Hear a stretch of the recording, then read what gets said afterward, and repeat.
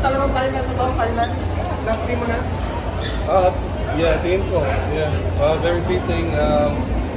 Very thankful ako sa moments na nakasama ko yung mga future Gilas, sa mga young guys. Very thankful ako sa moment na nagkasama kami on and off naman. So, yun. Fitting ba na dito natapos yung Gilas career mo? Yes, sir.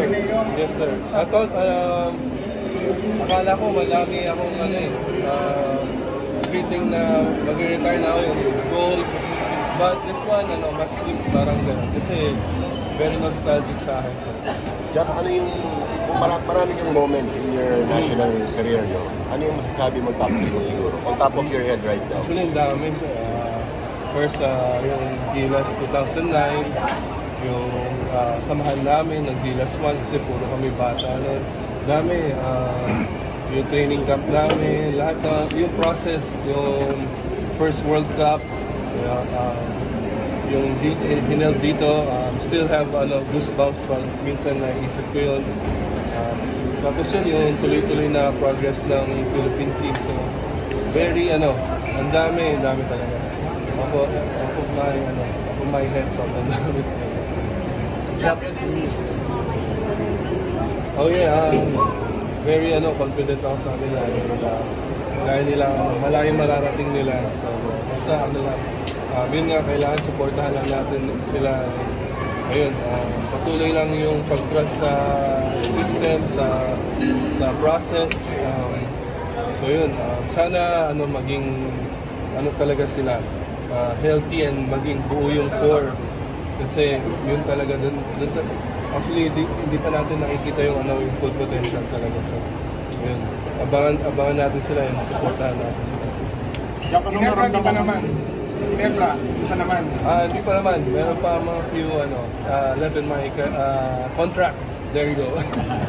Diyan pa naramdaman mo na sinabi ni Tim ko na starter ka for this final game? Actually, yeah. Very thankful ako kay Coach Tim.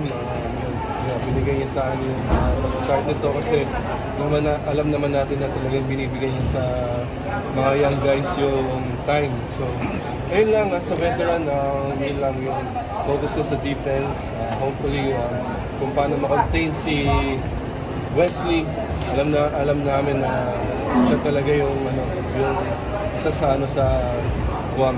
So, happy naman ako na yun, good start kami, maganda yung defense namin. So, ayun, thankful din ako na pinag-start ko. Dapat nakatulong ba na nandito na sila, ULB, sila kaya mas nag-decide ka na rin? It's about, for me, feeling ko, very fitting kasi, parang nabubuo na yung core nila. So, I feel like, ako feeling ko lang, si Junmar, parang, may konting pwede pa siya mag-stay. So, para ma-lead niya yung mga young guys. Pero, sobrang happy ako sa naging process, sobrang haba na, na time ko with the national team. And iiwan ko, makikita ko, ganyan yung, yung mga players, sobrang promising. So, naniniwala din ako sa sinasabi ni Coach Tim na pwedeng if magsasama-sama itong group na to, malayong mararating. Jack, malulungkot ka na iwanan mo si Junmar after over a decade na representing the Philippines together? Iniisip ko rin na darating hindi forever yung basketball. May darating talaga yung time na matatapos na yung career mo. So, ayun talaga. Pero thankful ako naging kasama ko si Junmar. Yung friendship namin talaga yung chine-cherish ko. So masaya ako kasi sa PBA lagi kami magkalaban. Pero dito, yung moments namin yung hindi naman. Kaya na po.